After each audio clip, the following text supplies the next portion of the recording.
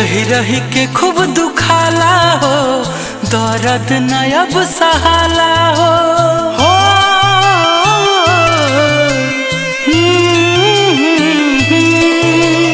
रही रही के खूब दुखाला हो, दर्द न अब सहाला हो। काहे खाती हो लाई प्यार, ऐ वैज्ञानिक मेरे यार, कर दो दिल के दवा का आविष्कार हो। ऐ वैज्ञानिक मेरे यार, कर दो दिल के दवा का आविष्कार।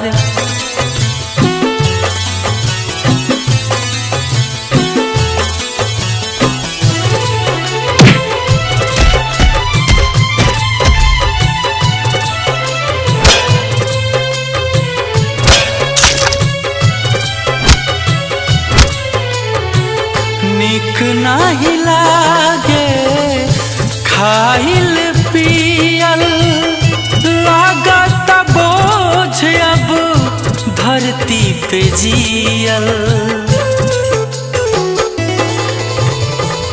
निक नाही लागे खाइल पियल, लागत बोझ अब धरती पे जियल। जगले हो जाता भोर हो, अखिया से गिरे लोर हो। सुनसान लागे संसार, ऐ वैज्ञानिक मेरे यार, कर दो दिल के दवा का आविष्कार। हाँ, ऐ वैज्ञानिक मेरे यार, कर दो दिल के दवा का आविष्कार।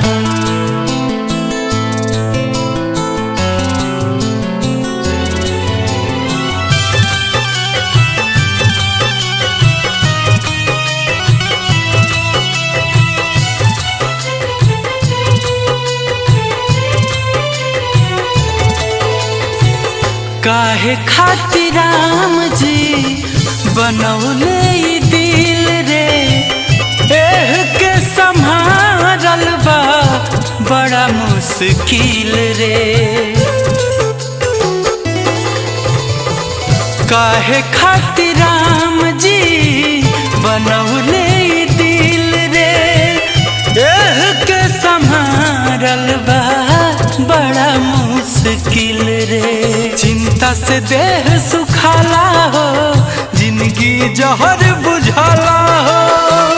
गुंजन हंसमुखी वाला चार, ऐ वैज्ञानिक मेरे यार, कर दो दिल के दवा का आविष्कार। ऐ वैज्ञानिक मेरे यार, कर दो दिल के दवा का आविष्कार।